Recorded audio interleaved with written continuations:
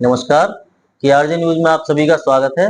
आज हम आए हैं कबीर पंडित के यहाँ पर, जिन्होंने अभी सीडीएस में सिलेक्शन पाया है। तो हम उनसे जानेंगे कि उनकी जो ये उपलब्धि है इसमें किसका साथ रहा, उनका जो मेहनत का है वो कहाँ उन्होंने पाई शिक्षा पूरी। तो ये सब चीज जानेंगे आज हम कबीर से। तो कबीर, सबसे पहले तो आपको बहुत बहुत बधाई कि आपने एक इतना अच्छा मुकाम हासिल किया है। Thank you. तो हम जानना चाहेंगे कि आपने जो प्राथमिक शिक्षा है वो कहाँ से प्राप्त की। मेरी प्राथमिक शिक्षा सरस्वती विद्या मंदिर से हुई है और 12th भी मैंने वहीं से की है। उसके बाद ग्रेजुएशन की है बीए और 2023 में मैंने पास आउट किया और कॉलेज था एनआरईसी कॉलेज। एनआरईसी से। अच्छा, तो आपने ये सीडीएस की जो परीक्षा अभी उत्तीर्ण की है, इसकी तैयारी कहाँ पे की थी? तैयारी तो 2018 के बाद से ही मैं उसमें लगा हुआ हूँ और रिटन एग्जामिनेशन की ऑनलाइन गाइडेंस ली थी।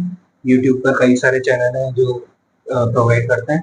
बाकी इंटरव्यू के लिए मैंने कई सारी कोचिंग ली है और दिल्ली गया था मैं LWS और बेंगलोर भी गया था इंटरव्यू की कोचिंग के लिए। फिर बाकी ऑनलाइन कई सारे बैच मैंने वो लिए। अच्छा, तो वो घर पे बैठ के। जी।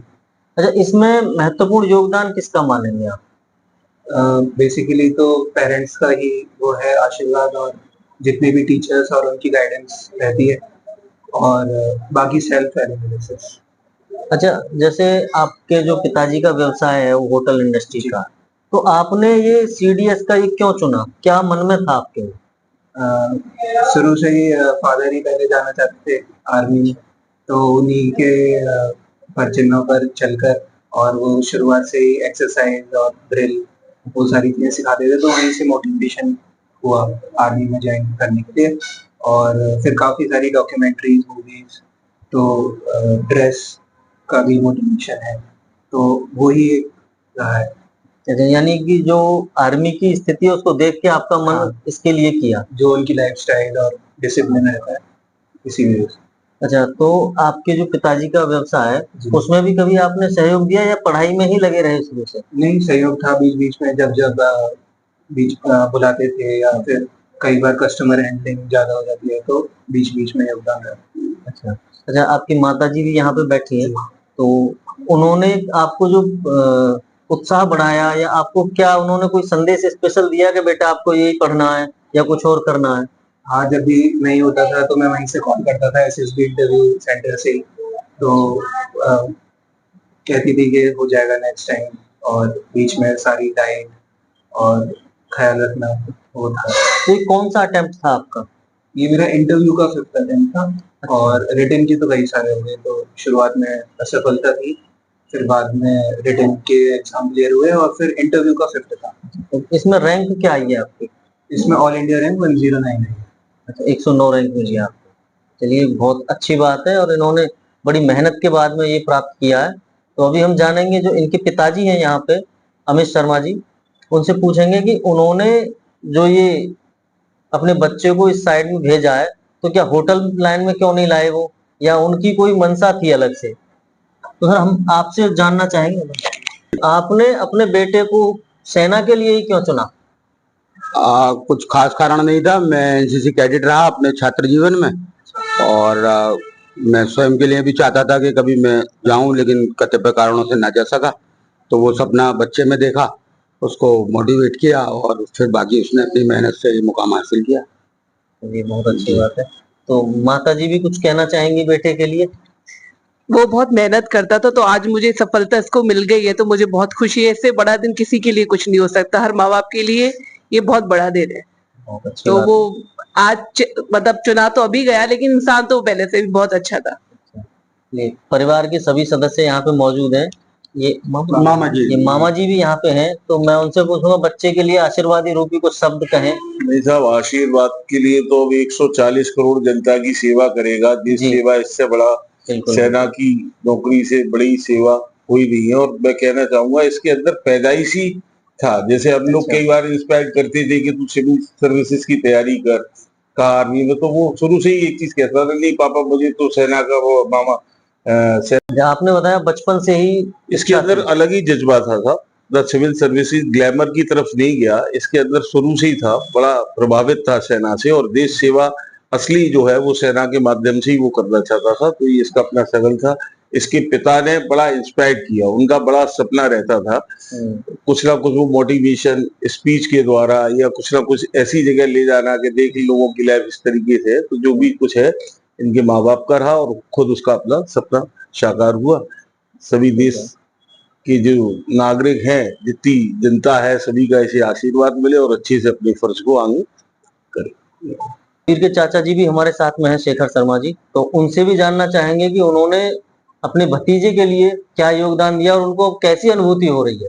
तो अब आप बताएंगे कि जब बेटे ने इतनी अच्छी उपलब्धि पाई है, जाहिर सी बात है, तो मन में खुशी तो होती है। बिल्कुल। तो आपने भी कुछ सहयोग दिया होगा। सहयोग तो बिल्कुल। पहले तो दोबारा धन्यवाद कबीर पंडित, पूरे परिवार को ये प्राइड और ये एक ऑनर लाने के लिए, हमें उस को अनुभूति कराने के लिए। तो first of all I am very thankful. और जैसा कि हमने बचपन से देखा है, he has been very very studious, very very sincere. और सिर्फ जिसे कहते हैं कि एक लक्ष्य, सिर्फ लक्ष्य को प्राप्त करने के अलावा कुछ नहीं, तो वो हमने इसमें बचपन से देखा है। इसके पिताजी की तरह मेरा भी सपना था, हमने भी अपने छात्र जीवन में एनडीए दिया, लेकिन किसी कारण से वो सफलता नहीं मिल पाई। तो इसने अपने पिता का, मेरा, हम सबका सपना जो था एक आर्मी की तरफ जाने का, वो पूरा किया है। और रही बात योगदान की, तो योगदान तो पूर्णतः इसकी अपनी मेहनत है। और लगातार जब आप किसी चीज की तैयारी करते हैं और उसमें पहली बार में ना सफलता मिलना, दूसरी बार सफलता नहीं मिलना, तीसरी चौथी बार में लगना, तो प्रयास करने की जो एक मानसिक दृढ़ता है वो उस व्यक्ति की होती है। हम सभी जो है इरिटेट हो जाते हैं, परेशान हो जाते हैं, लेकिन ये बिल्कुल चित्त मन से, एकाग्रता से उसमें लगा रहा, तो सारा श्रेय उसी को जाता है। हमारा तो योगदान बस है, नहीं है, उसका इतना इम्पोर्टेंट वो नहीं है, लेकिन इसकी अपनी बहुत मेहनत है। अभी हमारे साथ में यूनियन किसान शक्ति के जो राष्ट्रीय अध्यक्ष हैं बिट्टी गौड़ जी, वो भी हैं। हम उनसे पूछेंगे कि एक सामाजिकता के हिसाब से एक बहुत बड़ी उपलब्धि तो है ही इनकी, तो इनके लिए आपको तरफ से क्या संदेश है? बहुत ही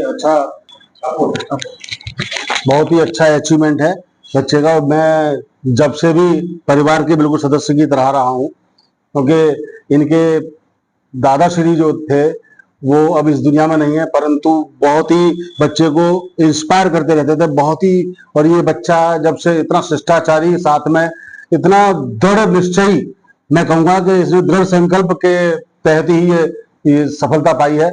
और बार बार हम यही चाहेंगे परिवार के सभी, और ये विशेष रूप से प्रेरणादायक है।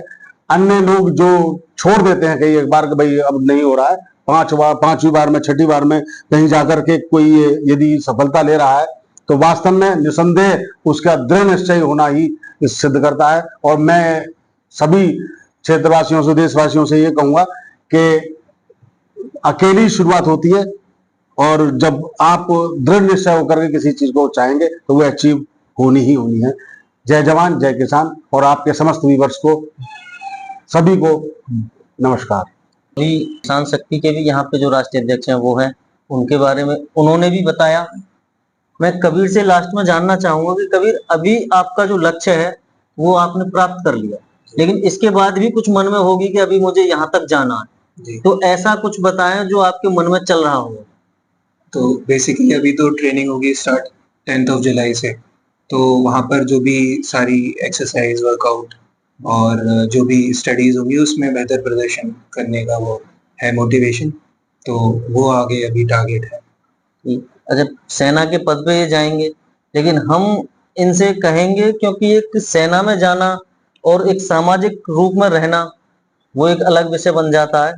तो वहां जाने के बाद एक इंसान वाली जो इंसानियत है उसको भी बनाए रखना जी, ये बहुत महत्वपूर्ण चीज है।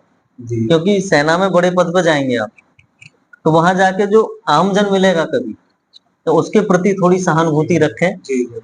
अच्छा, आपने तो तैयारी की है, लेकिन जो आने वाली जनरेशन है, जो नए युवा तैयारी कर रहे हैं, तो उनके लिए आप क्या संदेश देना चाहेंगे? उन्हें कैसे तैयारी करनी चाहिए? जी, तो बेसिकली अगर वो इधर डिफेंस फोर्सेस में ही आना चाहते हैं तो पढ़ाई के संग जितनी भी एक्स्ट्रा करिकुलर एक्टिविटीज होती हैं उसमें भी ध्यान रखें, सिर्फ पढ़ाई ना करें। और एक बार जो टारगेट आपने डिफाइन कर लिया उसके बाद उसका अचीवमेंट होगा ही, ऐसा मान करके वो चले। बीच में अगर ऑब्स्टिकल भी आते हैं तो उनको भी वो पार करते हैं। और शुरुआत में रिजेक्शन हो भी रहा है तो उसको एज ए मोटिवेशन लें और उससे कुछ सीख करके और उसमें फिर इम्प्रूवमेंट करें, तो फिर सफलता और सक्सेस हासिल हुई है। चलिए, बहुत बहुत धन्यवाद। आपको पुनः शुभकामनाएं और पूरे परिवार को भी शुभकामनाएं, क्योंकि परिवार का योगदान बहुत महत्वपूर्ण होता है। बिना उनके कोई भी बच्चा नहीं सफल हो पाता है। तो KRG न्यूज की पूरी टीम की तरफ से आप सभी को धन्यवाद। अभी तक हम बात कर रहे थे कबीर से, उनके परिवार के साथ में। अब हम उनसे एक व्यक्तिगत वार्ता करेंगे जिसमें उनके पूरे जीवन काल की जो पढ़ाई हुई और उसमें कैसे उन्होंने ये प्रतिस्पर्धा को पार किया, कितनी असफलता के बाद इनको सफलता मिली, इस विषय पर पूरी बात करेंगे। हाई स्कूल से लेकर के अब तक की जो पढ़ाई की पद्धति रही है वो किस प्रकार से इन्होंने पूरी की है। तो कबीर, आप हमें ये बताइएगा, जो आपने शुरुआती पढ़ाई उसमें कितने % रहे और क्या शुरुआत से ही मन था आपका इसके लिए? तो मेरी जो बेसिकली 10th हुई है वो सरस्वती विद्या मंदिर खुर्जा से ही हुई है और 12th भी। तो 10th में 10 CGPA यानी कि 95% स्कोर किया था। उसके बाद PCM मैंने ली 12th में। तो चूंकि उसमें परसेंटेज मेरी कम रह गई और उसका कारण था मैथ्स में अच्छा ना होना, तो उसके बाद फिर मैंने NDA का एग्जाम दिया। NDA के एग्जाम में फर्स्ट अटेम्प्ट में नहीं हुआ रिटन क्लियर, क्योंकि मेरी मैथ्स उतनी अच्छी नहीं थी। तो मैंने उस पर फिर वर्क किया और उस पर वर्क करने के बाद चौथे अटेम्प्ट में मैंने NDA क्लियर किया और फिर इंटरव्यू नहीं हुआ, क्योंकि एक्स्ट्रा करिकुलर एक्टिविटीज वगैरह उतना उस पर ध्यान नहीं था। तो रिटन प्रिपरेशन की थी, तो साइड में फिर एक्स्ट्रा करिकुलर एक्टिविटीज में पार्टिसिपेट मैंने किया, जितनी भी सोशल एक्टिविटीज होती हैं, और कोविड टाइम में वॉलंटियर भी किया था। तो वहाँ से जो टीम स्पिरिट और टीम वर्क मैंने सीखा वो SSB में यूटिलाइज किया। क्योंकि फिर ग्रेजुएशन और NDA के अटेम्प्ट मेरे खत्म हो गए थे, लास्ट अटेम्प्ट में भी SSD इंटरव्यू नहीं हुआ, तो CDS की एग्जाम मैंने अपीयर किया और ग्रेजुएशन में BA किया था। लेकिन साइड बाय जितनी भी एक्स्ट्रा करिकुलर एक्टिविटीज, स्पोर्ट्स, उन सब में पार्टिसिपेट किया, तो इनडायरेक्टली वो SSB में हेल्पफुल रहे। तो 4th अटेम्प्ट में भी नहीं हुआ था, कॉन्फ्रेंस आउट हो गया मैं जालंधर से। और 5th अटेम्प्ट में जब CDS की परीक्षा क्लियर हुई तो बैंगलोर से आई गॉट रिकमेंड। अच्छा, जैसे 4 आपने प्रयास किए वो असफल रहे, तो उनसे आपको हतोत्साहित हुए या फिर मोटिवेशन कैसे मिला? हाँ, शुरुआत में निराशा तो होती है, लेकिन फिर क्योंकि मोटिवेशन आर्मी में जाने का ही था, तो कितनी भी निराशा आए तो उससे फिर जो भी सीख मिलती है वो मैंने नोट डाउन की और जर्नलिंग की, डायरी राइटिंग की। तो जितनी भी वीकनेसेस थी उन पर वर्क किया, तो 5th अटेम्प्ट में वो हेल्पफुल रही और उसमें फिर सफलता मैंने प्राप्त की। अच्छा, जैसे कोई बच्चा अभी तैयारी करना चाह रहा है तो उसको कैसे शुरुआत करनी चाहिए जो इस मुकाम तक पहुंच सके? तो फर्स्ट फेज तो इसका रिटन एग्जामिनेशन ही है, तो उसकी अच्छे से आप प्रिपरेशन करें। तो जितनी भी बेसिक NCERT और करिकुलम वाली सब्जेक्ट बुक्स हैं उनको सही से पढ़ना और डिटेल स्टडी, और जितने भी PYQs हैं, पुराने प्रश्न, उनको एक बार हल करके देखना कि ट्रेंड क्या चल रहा है। और जब वो आप क्लियर कर लेते हैं तो उसके बाद SSB इंटरव्यू होता है 5 डेज का। उसमें वो बेसिकली आपका सोचने का ढंग और कैसे आप उसको इम्प्लीमेंट कर पाते वो चेक कर रहे हैं। तो वहाँ पर वो कहते हैं कि मनसा वाचा कर्मणा, तो जो हम सोचते हैं वही हम बोलने चाहिए और जो हम बोल रहे हैं वो फिर इम्प्लीमेंट भी करना, उनको देखना चाहिए SSS को। तो वो इक्विवेलेंट, और जब तीनों चीजें मिल जाएंगी तो फिर आप रिकमेंड हो जाएंगे। और फिर मेरिट का इशू वो सीट वाइज रहता है। अच्छा, तो जितनी सीट अवेलेबल है उतना उस रैंक में आने के लिए रिटन अच्छा स्कोर आप करना चाहिए और SSB इंटरव्यू में अच्छी तैयारी होनी चाहिए। तो खुर्जा का और अपने परिवार का, पूरे क्षेत्र का नाम कबीर ने रोशन किया है, तो हम एक बार बधाई देंगे इनको। और एक लास्ट में चीज और जानना चाहेंगे कि जो SSB है, SSB के थ्रू आपका CDS में सिलेक्शन है? नहीं, CDS एग्जाम होता है, उसके बाद SSB interview as a commission officer बनने के लिए सभी का होता है। वो combined defence service. Combined defence service. आप एक कोई ऐसा मंत्र जो बोलते हैं कि सफलता का मंत्र, या एक प्रकार से कुछ लोग जो बोलते हैं गुरु मंत्र भी बोलते हैं उसे, तो ये सफलता के मंत्र पे आप क्या कहेंगे और कौन सा ऐसा मंत्र है जो आप देना चाहेंगे आने वाली पीढ़ी? तो बेसिकली SSB में जो चेक कर रहे हैं वो तीनों चीज सिंक होनी चाहिए, मनसा वाचा कर्मणा। तो वो तीनों चीज सिंक कराने के लिए जो आप डेली लाइफ में रूटीन फॉलो करते हैं वो ऑनेस्टली फॉलो होना चाहिए। तो आपकी प्रिपरेशन और तैयारी जब जो आप सोचते हैं वो आप बोलने चाहिए और जो बोल रहे हो वो इम्प्लीमेंट भी होना चाहिए ग्राउंड लेवल।